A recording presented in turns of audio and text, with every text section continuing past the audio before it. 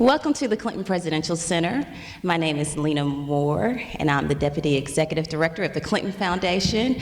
And we are thrilled you all have joined us for the weekend of our grand opening for two exhibits, Pigskin Peanuts, and one that pulls at your heartstrings, Heartbreak in Peanuts. So it's gonna talk about and celebrate the life and legacy of Charles M. Schulz, the man who brought us. And we still see him up there. Charlie Brown, Snoopy, Lucy. Anybody else have a character you want to name? Yes. Anybody else? You have a character? Well, one of my favorites was Franklin. Anybody know anything about Franklin? So, and all the Peanuts gang. So it's going to talk about that, and then we also, I don't know if many of you grew up, and you probably did. Some of you are too young to have, but to know about Charlie Brown. But I grew up reading the comic strip, and it was more than just a comic strip. It was like checking in with my friends, seeing what they were going through. Some of them were the same things I was experiencing, so I wanted to see how they resolved it. Talk to your friends about it. And even today, what's so special about it is it's still relatable, still relevant, and you'll see that in exhibit. We're very excited and honored to have the opportunity to showcase these two new exhibits. And we'd like to thank our good friends at the Charles M. Schulz Museum and Research Center. You'll be hearing from Corey Kanzenberg. She's a curator, and she's pretty funny. So she'll get up here and make it really informal. She taught our docents the other day, gave us some information about the exhibit, so we'll be able to speak with you as you tour through it as well in an educated manner. And so I would like to invite Corey up here to speak to the group, and thank you again for joining us.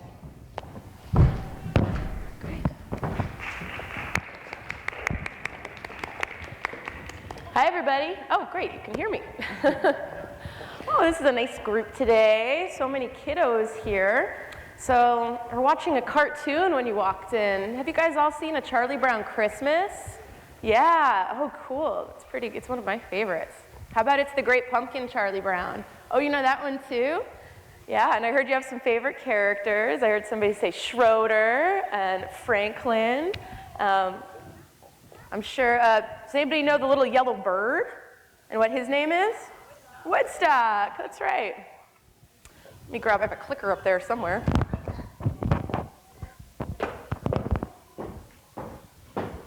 Well, you know, a lot of you, so you know the characters like Charlie Brown and Snoopy and all those folks we were just naming, but you probably, maybe you don't know who Charles M. Schulz was. And that's him right there on the screen. He's actually a cartoonist who drew all those characters and created them.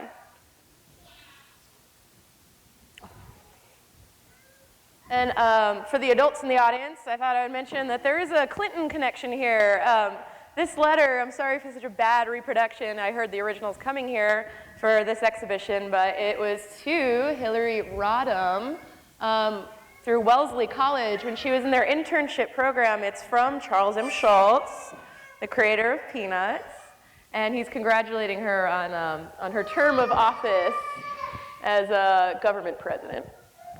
But if you look at it, it's actually, even though it's signed, it's written from Charles M. Schulz. Look at that signature at the bottom. It's from Snoopy. See his paw print there? Because Snoopy, he just signs his name with his paw print.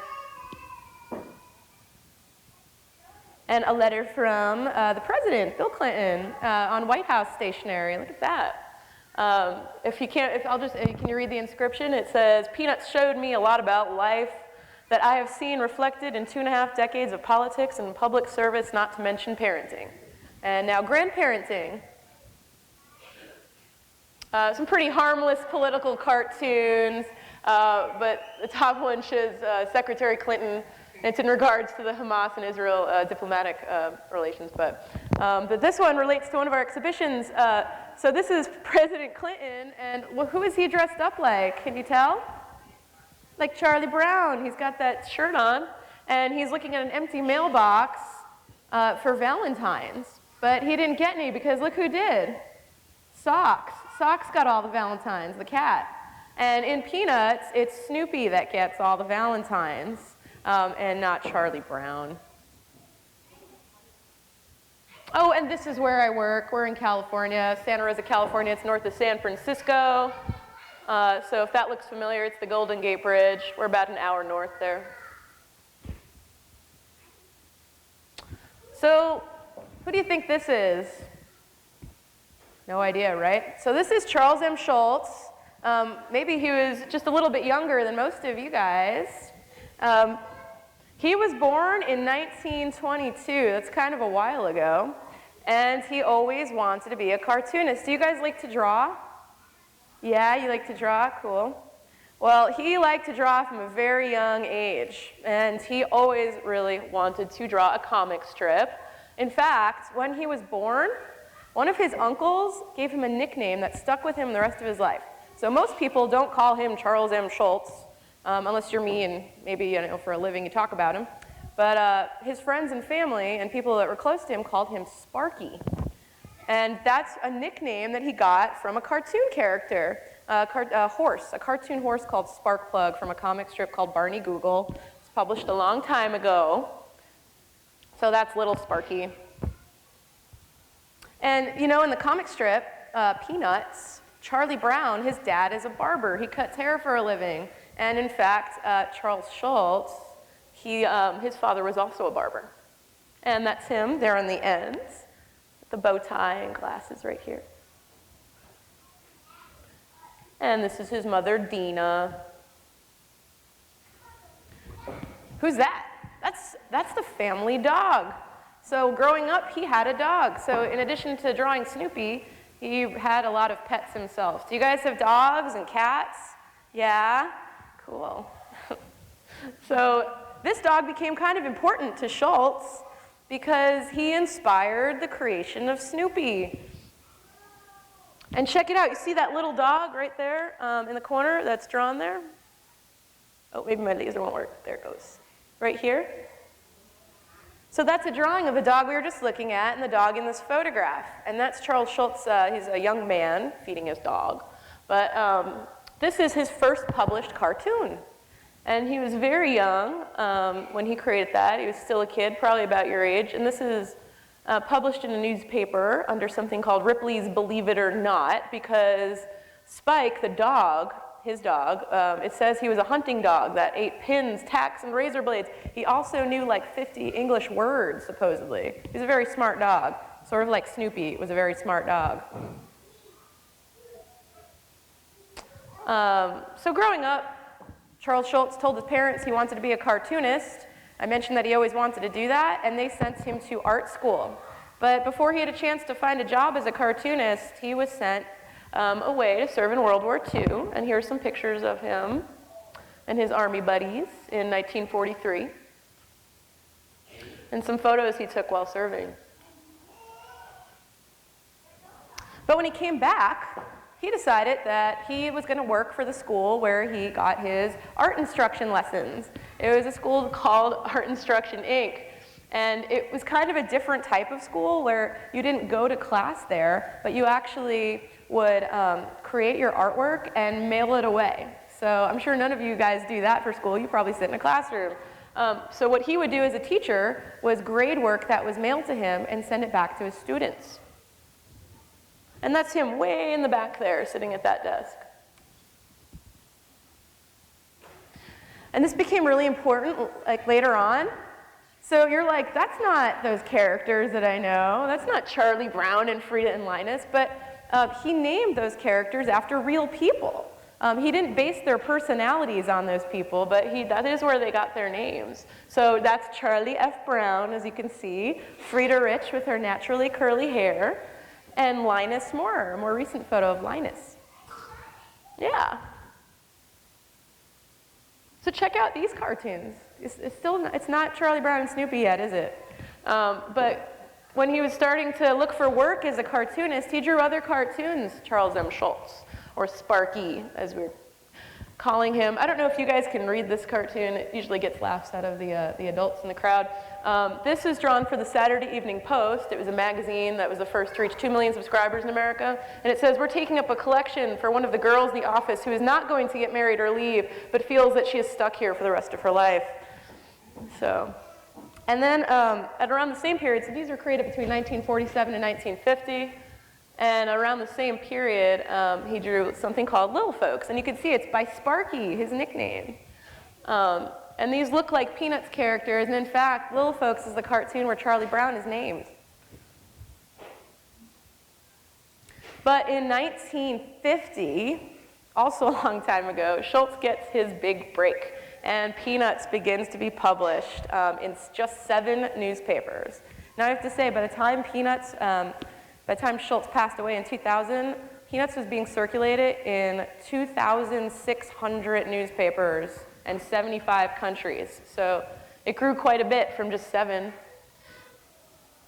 And this is the very first Peanuts comic strip, I should mention, from October 2nd, 1950. And around the same time, Schulz married and had children. He's actually the father of 5 children. This was his first wife, Joyce. And I thought I'd show you this. So the strip on top here is the oldest comic strip in our collection at the Schulz Museum. How about a question for the kids? And if you get the answer right, I have some giveaways up here. But I promise all you guys will get something before you leave. So by a show of hands, does anybody know what's missing from Charlie Brown's outfit? Raise your hand. Let's see. How about you right there? Come on up here. His zigzag. Here, come on up. I'll give you a prize. His zigzag. Charlie Brown did not have a zigzag on his shirt until December. What do you think? Will that fit you too small, maybe? Good job. Thanks for telling that audience that. Helping me out. Groovy. And then how about, let's see, that second strip down there, that tells us something about a character who changed a lot. Now, in these early strips, the characters don't quite look the way we know them to look today, right?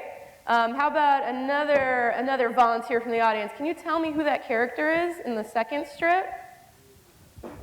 You there. Who's that? That's Lucy, but she's a baby. Here, come on up. Let's see. Will that fit you? What do you think? Yeah?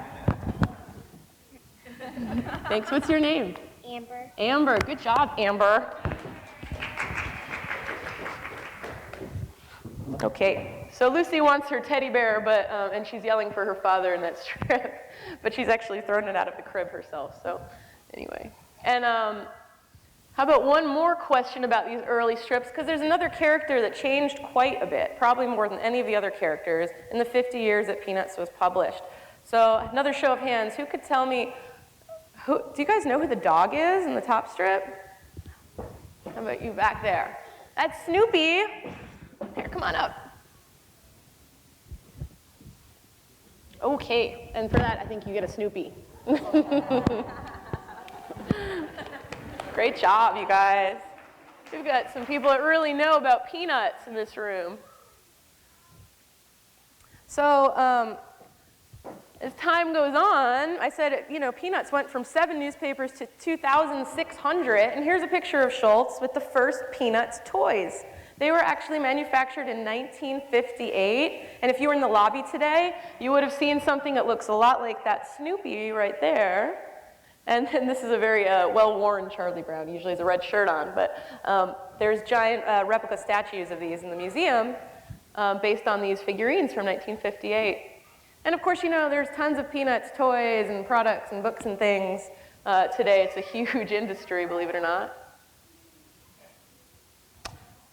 Check it out. What's going on here? He's on a skateboard.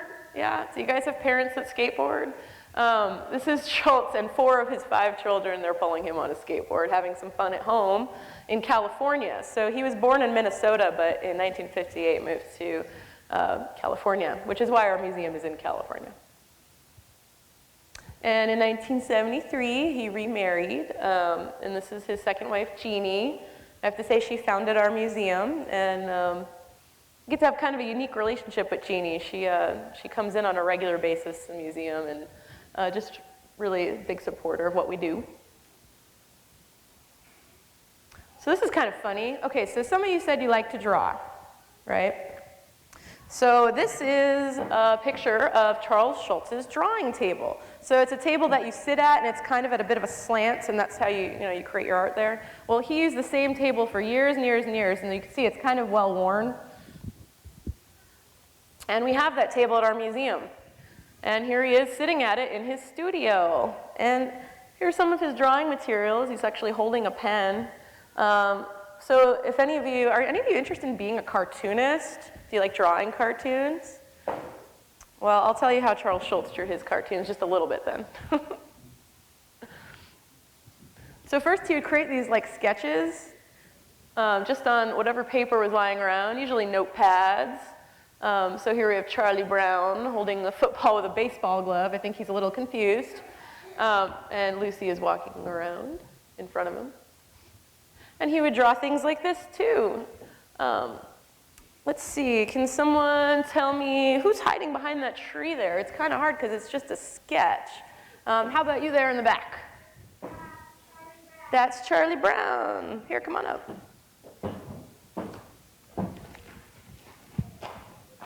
How about this cool sweatshirt? What do you think? That's almost that. And that's Snoopy. What's your name? Lauren. Lauren, great job. Thanks for helping me out. So in these rough stages of sketching, the characters kind of often don't look the way they would in the final strip. And it's really hard to read what's written here, but that's dialogue that does wind up in the comic strip. And then Schulz, he didn't draw those squares. They would come pre-inked, these panels of his comic strip. But he would draw in pencil first, before putting ink on, because you can erase pencil, right? And he would also create the dialogue first, to make sure his jokes were funny. And he would use a special pen. He had 2 pens he used throughout his life, and just black India ink to fill in the ink on his characters. And here he's filling in, looks like Sally's mouth with black ink. Now this is kind of funny. So he's going through comic strips in his studio, and you can see they're all kind of, they have like this bow to them. So that's because he had to mail these away to be printed in newspapers. So they went to the company that distributed Peanuts to newspapers all the way in New York City. He's mailing these from California, and to do that, they would fold the comic strips in half. So if you go look at the comic strips in the galleries today, you'll see little folds down the middle of them. That's because all of them were folded at one point. This is kind of an earlier strip that's part of one of the exhibitions here. It's part of Heartbreak and Peanuts. Charlie Brown loves the whole wide world, it says, in the end, on the fence. Probably one of the most truly heartbreaking strips in the exhibition, in fact. When you're Charlie Brown, you don't really expect too much, says Patty, who has given him a really cheap Valentine, in her words. I'd give anything to be able to talk to that little red-haired girl. Has anybody heard of the red-haired girl? She's kind of like a character you don't see in Peanuts, but you hear about her. We've got a red-haired girl right up front here. And Charlie Brown was he just was trying so hard to meet her and earn her attention. Here he is hiding behind a tree, sort of like in that drawing that Lauren helped us identify, waving his arm, holding a box of candy or a Valentine, and it says, "Love makes you do strange things." But the little red-haired girl was based on a real red-haired girl that the real Charles Schulz, the creator of Peanuts, used to court. And in fact, he asked her to marry him, and she turned him down and broke his heart. But they remained friends throughout their lives. And he actually coached her baseball team. This is kind of an adorable picture of her right here. That's Donna Johnson, now Jonna Johnson-Wold. And here's Charles Schulz, their baseball coach. Somebody said Schroeder earlier. That's Schroeder, our piano player, and Lucy. Lucy was just, crazy about Schroeder, but Schroeder was not so crazy about Lucy. He was more interested in Beethoven and playing sonatas on his piano. This is kind of a crazy series these two strips are from, where Lucy has just fed up, and she just wants Schroeder's attention. And since she can't get it, she decides she has to eliminate the competition. And the competition is his piano. So she throws it down the sewer, because that's like a really good idea, I guess. It's not. And so here you see Charlie Brown and Schroeder. They're trying to rescue the piano, but it's too late. Charlie Brown says, "There it goes," and Schroeder says, "Good grief," as the piano falls down the sewer drain. And Schroeder just remarks, "I'll bet Beethoven never had to put up with anything like this." I think he's right. Other love stories in Peanuts, as related to what's on the walls here, would be between Sally and Linus. Sally had such a crush on Linus. She called him, in fact, her sweet baboo. Oops.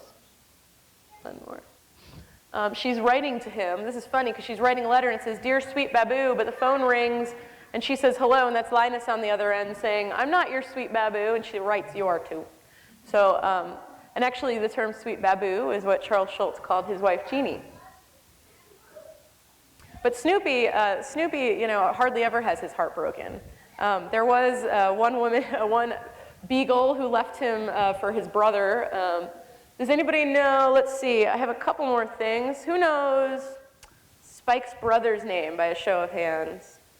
Does anybody know Spike's brother's name? Maybe he lives in the desert.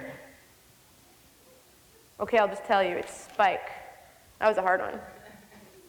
But here's Snoopy writing one of many letters to many other dogs that you do not meet in the strip, but you just hear about.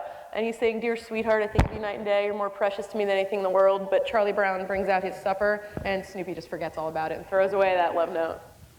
But remember that cartoon of socks, all the Valentines, and poor Bill Clinton didn't have any? So look at Snoopy right there with all those Valentines. Oh, that's really hard to see in a bright room. But this is a real precious picture. It's Charles Schulz and his cousin. And his cousin's holding the football for him, because our other exhibition here, it's about football and peanuts. And another early character that you may or may not know, this is Shermie. This is a strip from the 1950s. I think it's from 1951. So he kicks a football, and Snoopy runs to go get it. But in fact, Shermie lost his shoe when he kicked the football. So that's what Snoopy brings back instead of a football. In these early strips, Snoopy doesn't talk, and he's not like a flying ace or any of these imagined personas as he is later on. So 36 times in Peanuts, Schulz created this storyline where Lucy pulls a football away from good old Charlie Brown. And there she is again. There's some musical notes at the top where she's saying, "Charlie Brown." And she's going to convince him to kick that football again, but she's pretty mean, so she's going to pull it away before he has a chance to kick it, and he falls down. Wham, it says. And Lucy just says to him, "What you have learned here today, Charlie Brown, will be of immeasurable value to you for many years to come." And in fact, he will try to kick that football again the following year and the year after that and never be able to. Charlie Brown. So do you guys watch the Thanksgiving Day parade on TV? And you see all the balloons in New York City? Yeah, that's pretty fun. So that's what this is. This is a model. It's upstairs in one of the galleries. And it's a maquette for one of those balloons. So Charlie Brown and Snoopy and Woodstock have all been balloons in the Macy's Thanksgiving Day parade in New York City. The first time one of those balloons appeared, there's Charlie Brown high above Herald Square. So it was in 1968. This balloon is from 1969. Boy, Snoopy sure looks different. Creating balloons back then would have been different as well. Whoop, okay. So this is kind of funny. So Snoopy had a lot of different personalities, right? You've probably seen him on top of his doghouse, flying his doghouse somehow. Well, here he is. He's hiding behind the bushes. He's hard to see as Linus walks by, and there's a football. And he punts the football, or he kind of kicks it.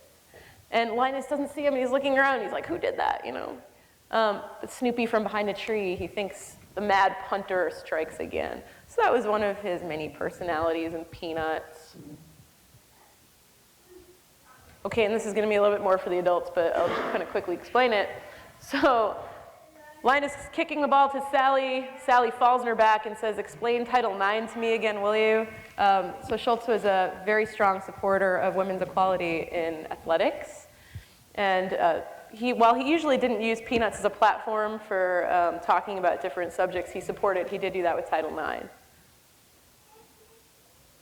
Later on in the strip, you know, Peppermint Patty, she really liked sports, and Schulz really liked drawing rain. So he created a lot of strips of them playing football in the rain or baseball in the rain. And here she is. It's almost hard to recognize her tackling Charlie Brown. And here's Snoopy, too. And she's saying, we're not letting a little rain spoil our fun, are we, Chuck? And Snoopy says, did she say rain or pain? She's really the only character in Peanuts that calls Charlie Brown Chuck. So like Schulz had the nickname Sparky, Charlie Brown had the nickname Chuck. So when you walked in, there was a cartoon playing, right? And when Charles Schulz was around, cartoons were made a little bit different than they are today.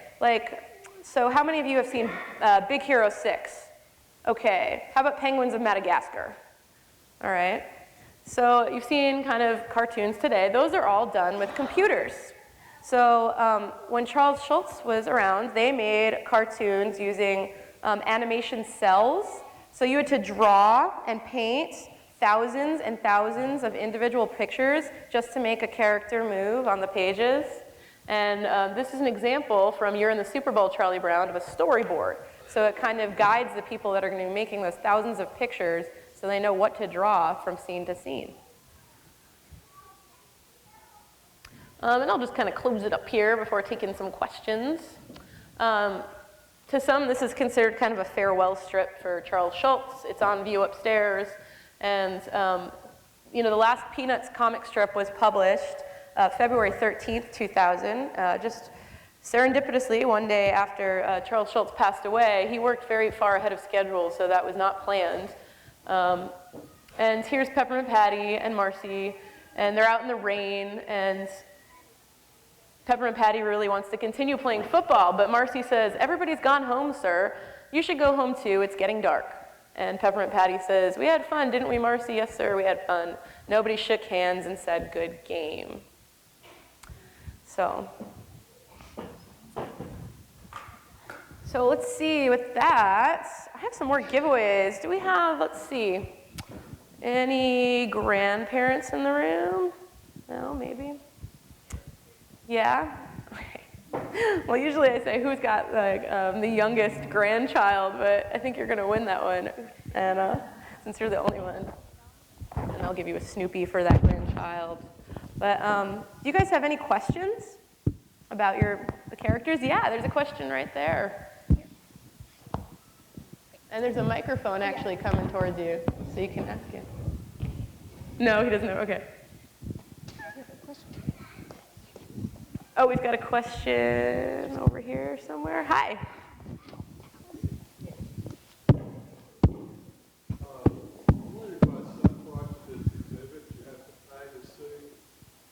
No, this exhibition you don't have to pay a separate admission charge to see. I've already been run out of a couple of places because I didn't buy a library ticket.